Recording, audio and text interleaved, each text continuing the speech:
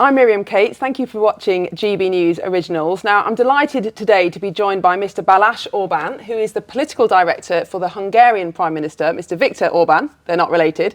Also a sitting MP. Mr. Orban, thank you so much for joining me this morning. Now, we're here in Brussels at a conference called The Battle for the Soul of Europe.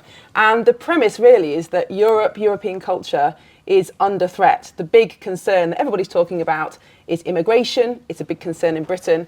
What has Hungary done to solve the crisis of illegal immigration that, of course, we in Britain are struggling so much with? Good morning. Thank you very much for having me.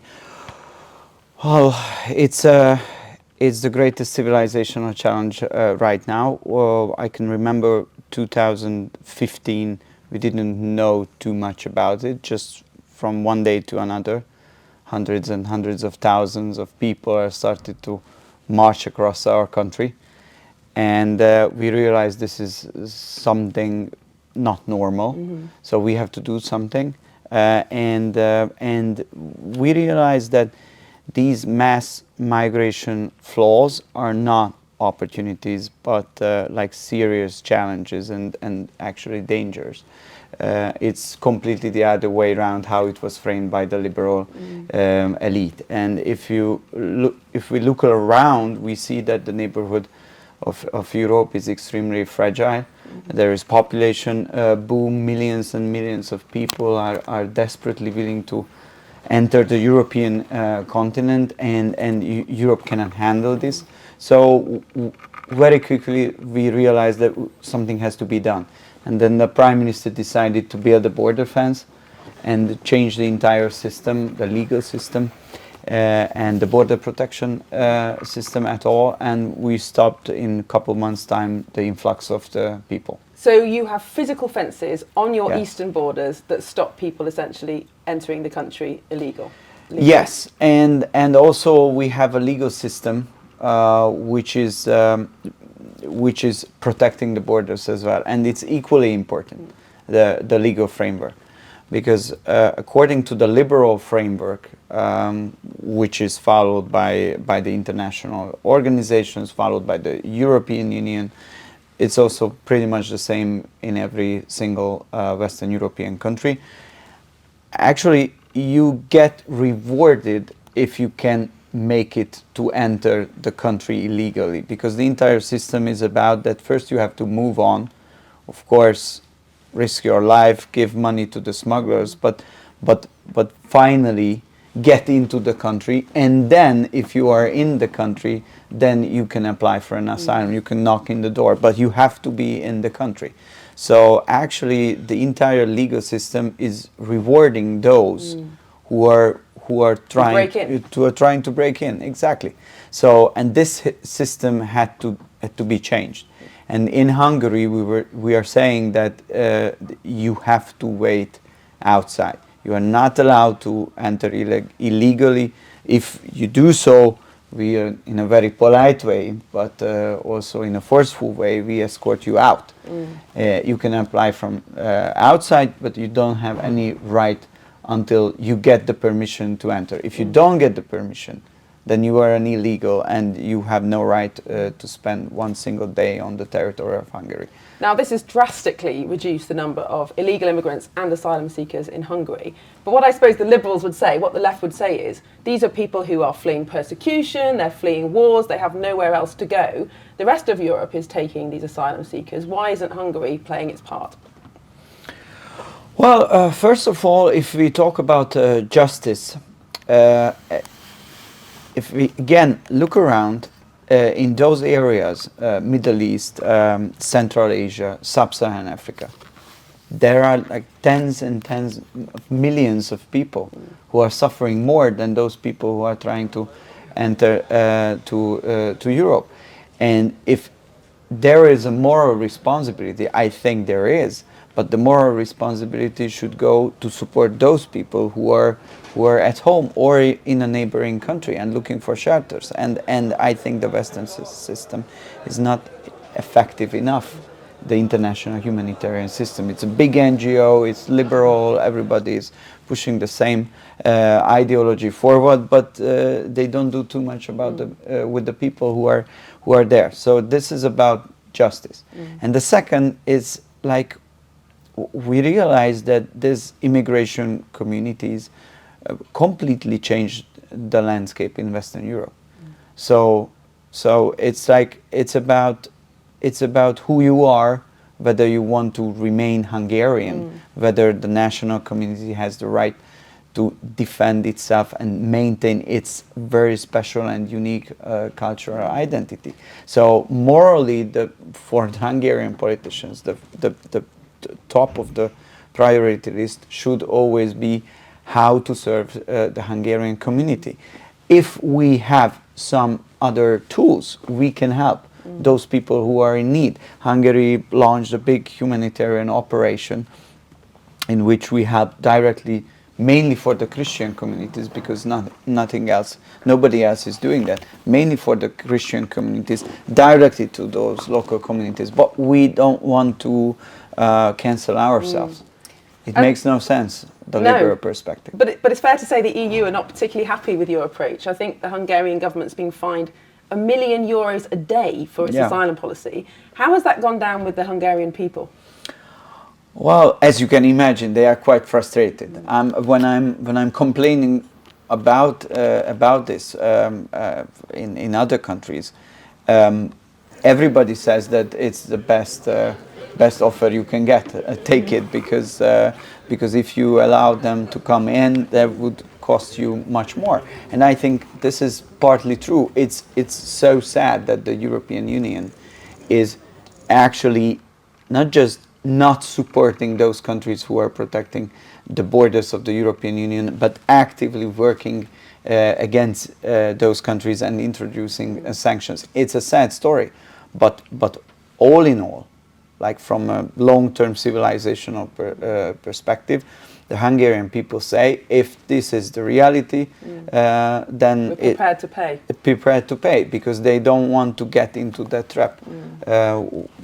And how the trap is capturing Western European nations, it's visible. It's an everyday topic in Hungary as well. What is happening in here, in Brussels, in France, in Germany, they don't want to follow that pattern. And in Britain, of course. Now, it's not the only clash that you've had with the EU. Hungarian education policy has also raised some eyebrows in Brussels. They say you should be allowing teaching of LGBTQ plus education. Hungarian government's quite clear that that's not going to happen in Hungary. Explain to me what the kind of consequences of that will be, and are there any demands in Hungary to leave the EU, like Brexit? Could there be a Hexit? We're living in a time of what feels like pretty significant social change, and it makes us question things that we've even taken for granted for decades. And one of those at the moment that people are wondering about is actually money. Is the money in your bank account safe? Should you be investing elsewhere? Are we looking at a potential global crash? What will it mean for your savings? Is there a way that you could be using your money that might be outside of government control even? Well, TallyMoney is potentially one solution. So I'm delighted to say that I'm joined today by the CEO and founder of TallyMoney, Cameron Parry. What is TallyMoney? Well, at TallyMoney, you basically get gold you can spend. So we give people an individual account in their name, everyday account. They get a sort code, an account number. They use that account just like they would pounds from their bank, but it's milligrams of gold that we brand as Tally. Okay. Why would you do that, though? What is the benefit to the customer instead of just having a normal pound sterling account? Gold's performance against the pound is above 11% per annum over the last 25 years on average. But we still need money in our daily lives, and we have savings. We know that it's good common sense and prudent to save up for things, not just living credit. You know, whether it's a holiday or a rainy day, your retirement planning, you need to have money in your life, basically, that you can rely on, that's dependable, that nobody meddles with, that nobody can weaponize against you, which is another element of government control when it's the government currency, which we could talk about another time. And it should be pretty simple and straightforward, and that's what we deliver at Tally. And really, we just want people to feel safe and happy with their money. There was a time when the bigger your bank balance, the more confident you felt. Now it's like, I need to do something with it. I can't leave it there. In Tally, you can. Okay, brilliant. Cameron Parry from TallyMoney. Thank you so much. Thank you, Bev.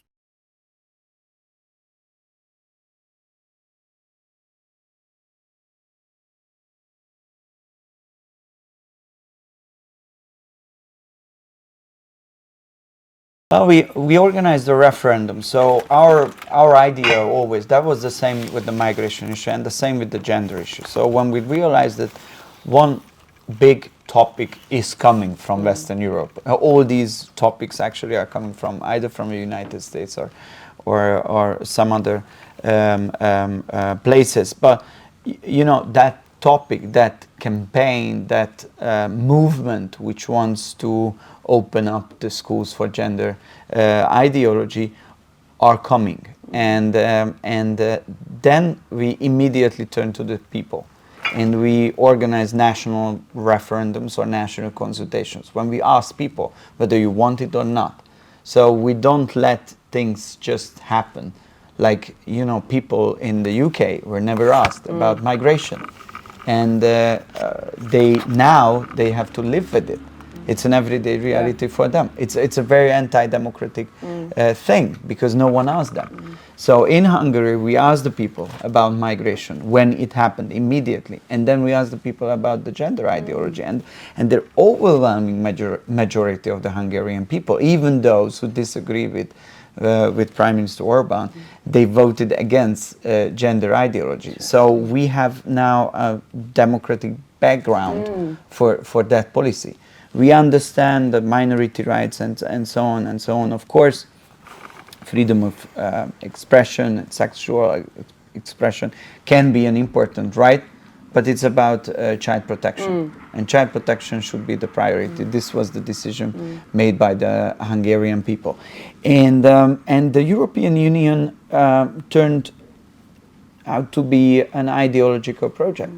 Like, it shouldn't be the case. The European Union should be a neutral platform which is helping the member states to coordinate, to cooperate, to boost the economy. Now it's guided by non-elected, mainly liberal bureaucrats who are pushing their own policy ideas. And what we can do is resist.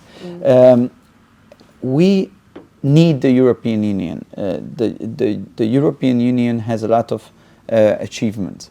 We are a small open economy, so we want to be able to sell our products on the European market. But this turning it into a leviathan, a political monster, which is trying to get rid of the nation state, this is a project what we are not signed up for. But if you are in, it's possible to resist on some to resist and to change. And I think the European Union now is very poorly managed. So I think this leadership will fail, and I hope Hungary can play a very positive role on that. So, illegal immigration, you've managed to essentially solve that problem. I'm sure many people in Britain, with our thousands of people coming across on small boats, will look at Hungary and wish we could have a similarly robust policy. But on legal immigration, so I'm sure you've been following in the UK, we've had actually millions of people coming across in the last 5 years from all parts of the world, so-called the Boris wave, because it began to happen under Boris Johnson. But you have plenty of legal immigration in Hungary too. Actually it's higher than in recent years, people coming across on work visas. How have you managed that? Does that change the kind of Hungarian culture, or is this about just providing a bigger workforce? Well, the data shows that the number of foreign population in Hungary is the lowest among all EU countries. And we want to keep it that way. There are some working visas, but like the regulation is extremely strict. Okay. Like I would say it's closer to the Qataris regulation than to any other European regulation. Only 2 years, 1 year extra, without family unification, and you are forced to leave. So it's temporary, essentially. It's very much temporary, but the numbers are very low, and we want to keep it as low as it is possible. Of course, if you choose this path, it's not easy, because then you have to create a workfare society. So you need to provide opportunities for people to work, and you need to provide an economy which can give them the salary it's worth to take the job. So you need jobs, you need good salary, and you need an entire structure which is supporting the idea for all of the people that they should go to work and no welfare. So like we have, if you can find a job in Hungary, then you can have some subsidies, but only if you participate in a public work program. So then the state is providing for you jobs. So they are doing meaningful work, getting some benefits, but with the idea that in the long term, gaining skills, opportunities. But no benefits without work. But no benefits without work. So that's the idea. So you can choose this path. I think actually it's harder, and this is why many Western European countries decided to go to other direction, opening up, letting people in. But that caused a serious problem for the domestic population, and in the long term, it also has a civilizational consequence, because if you let people in legally coming from the other parts of the world, and their cultural identity is intact, so they don't want to integrate it or assimilate it, they want to keep their cultural identity, then they, at the end of the day, they will change the country, and that's a problem. But for all the costs of mass migration, and there have been many, one of the drivers behind it has been a lack of our own young people. We've seen birth rates across Europe and the West collapsing, in Hungary too. That's been one of the drivers for drawing people in from abroad. I think if there's one thing that people in the UK know about Hungary, it's about your family policy, that you're one of the first countries to identify falling birth rates as a major economic and demographic threat. What have you done about that, and has it been successful? I agree with you that this story is linked to the migration issue. So what we see is Germany, they did choose a different path in 2015. They allowed a couple million people in. And now, if you look on the German state budget, they spend approximately every year 5-6% of their GDP on integration. So they have to spend on integration, which is, I would consider it only partly successful if you follow the footages which are coming from Germany. So, but they have to spend a lot of money to keep that not very good level. It costs a lot. And what we're doing in Hungary, we don't spend because we don't have the migrants. So we have additional 5-6% of the GDP which we spend on family policy issues. And it's really a matter of governmental decision. So what we are doing is that we realize that more people want to have children and want to have a family that they actually have. So we don't have to convince anyone to get married or to have more children than they are planning. But actually, we have to support those people who already decided that they want to get married and they want to have children. So it's an affordability question, because if you have children, it costs a lot of money. And you need a state system which is through, again, the work programs, but supporting you to get a house. If you are married and you want to have children, you get tax exemptions. Now from this year, mother 2 or more children don't pay any income tax for their entire life. So mother with 2, 3, 4 children, you get benefit, a lifelong benefit, if you take that responsibility to raise kids. And I agree with you that the numbers everywhere in Europe are not good ones.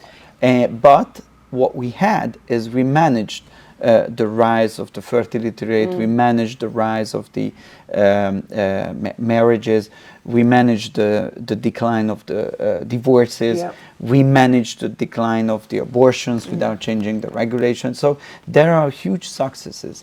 And like according to our estimation, 200,000 extra babies were born because of this policy. So I think it's worth it.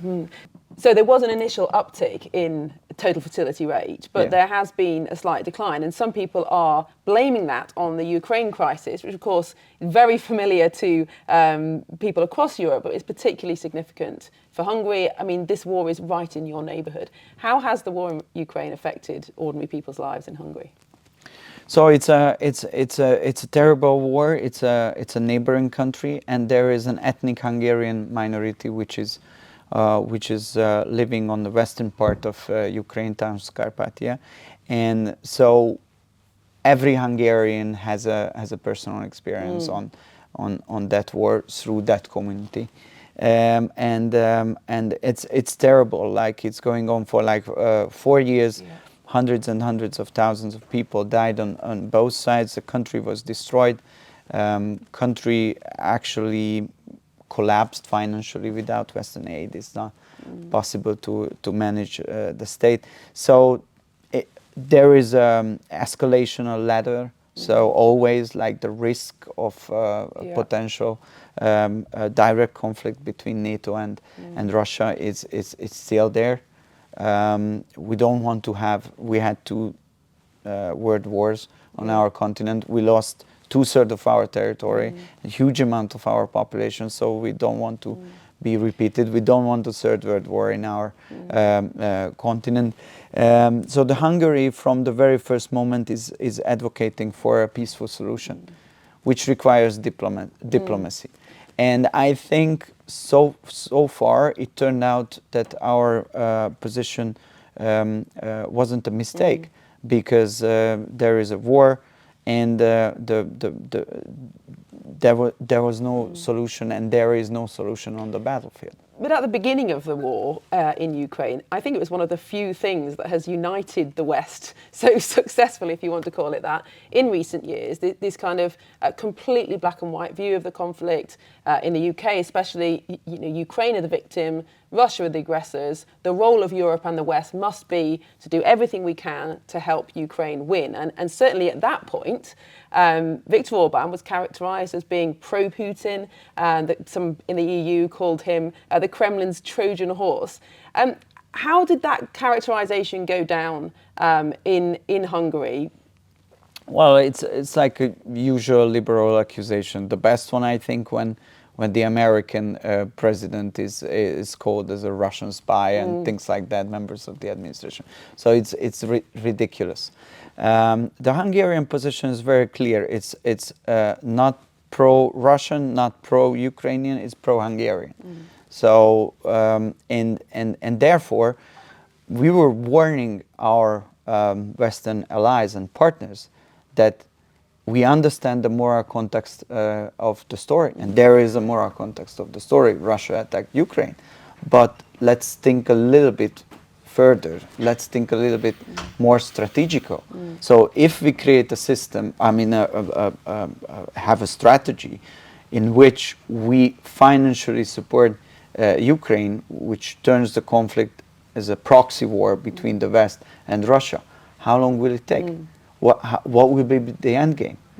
Whether we are ready to get into a direct confrontation with the Russians, and no one was openly talking about these issues. And what happened? We spent, like, Europe spent 190 billion euros for 4 years, and the situation for the Ukrainians is much worse than at the beginning. Yes, yeah. So that's a desperate situation. So do you think that Boris Johnson, then, who was the Prime Minister of the UK at the time, was wrong to give such unequivocal support to Ukraine from a military point of view? Do you think he was wrong to, I suppose, give the impression that Ukraine could actually win this war with enough Western support?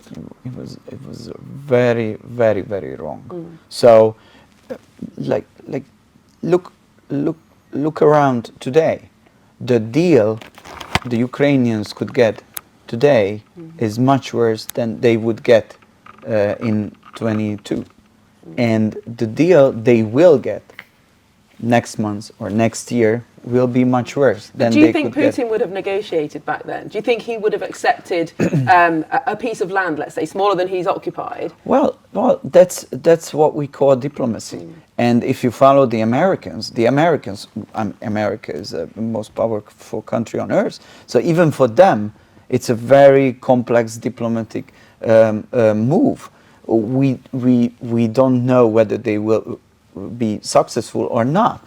But even for them, it's a complex issue, which requires a lot of communication. There are a lot of upside downs, and we don't know the outcome.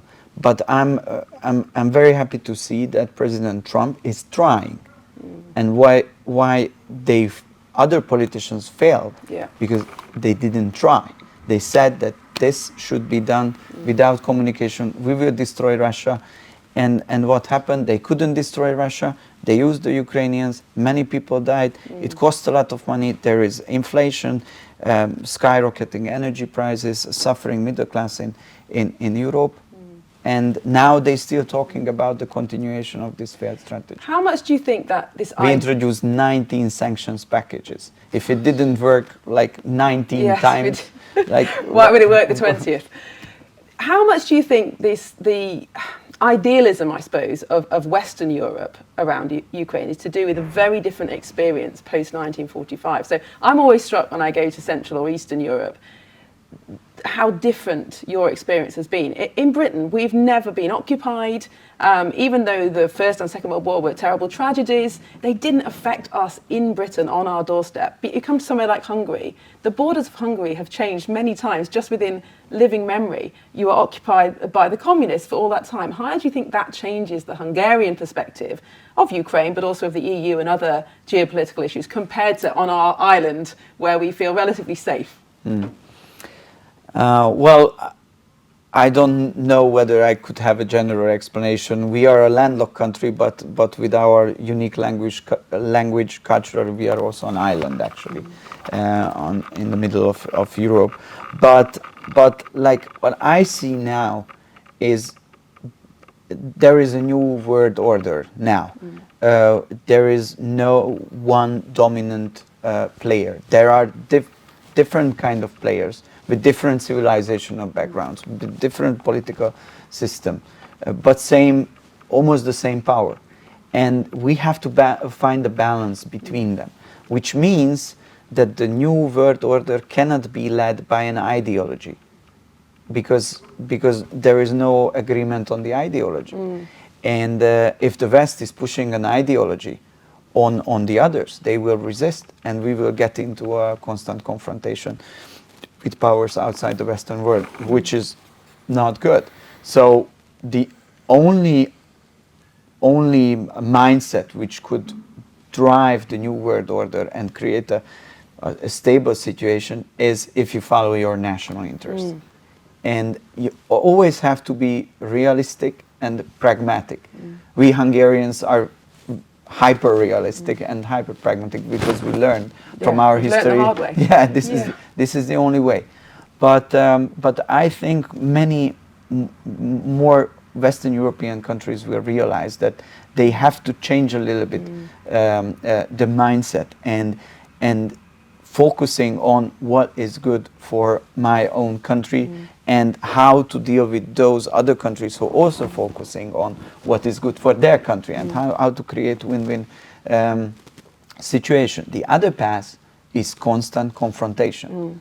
And if we end up always in constant confrontations based on ideology, as it happened in the Ukrainian case, as it could happen in other cases, the Middle East, Pacific Ocean, some other, then this generation's and the next generation's life will be about war in Western Europe, which is not a bright future at all. And we don't want to be, we Hungarians, we do want to be part of this Western dialogue, but we don't want to be part of the escalation ladder. When I was a child in the 80s and 90s, we thought of Central and Eastern Europe as very deprived, obviously coming out of the communist era, thought of it as poor, underdeveloped part of the world. And yet it's been an extraordinary economic miracle. Hungary, Croatia, Poland, now almost outstripping Western Europe, certainly in terms of growth. When you look at Britain, you know, such a free country, we've influenced the world in so many ways, a legal system, language, all these other things. What do you think? When I came to Budapest in the spring, one of the first things that many Hungarians said to me was, what the hell is going on in your country? How do Hungarians perceive Britain now? Well, first, the most important thing is that the Hungarian people, they love the UK, so they love British people. If you had the chance to see some architectural monuments in Hungary, many of them were made by very famous British people. So we have a shared history. We appreciate them very much. I'm dealing with constitutional law. I like the British parliamentarian system very much personally.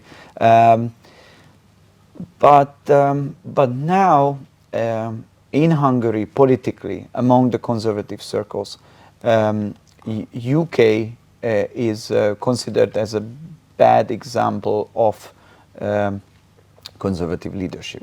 So if you try to make the compromise with the left, with the liberals, they will eat you up. This is what happened with the previous government, and like in the migration issue, for example, but that's just one example. It's black and white. Either you let them in or you keep them out. There's no compromise. So it's like, okay, we let some people in, some not. It means that you let them in.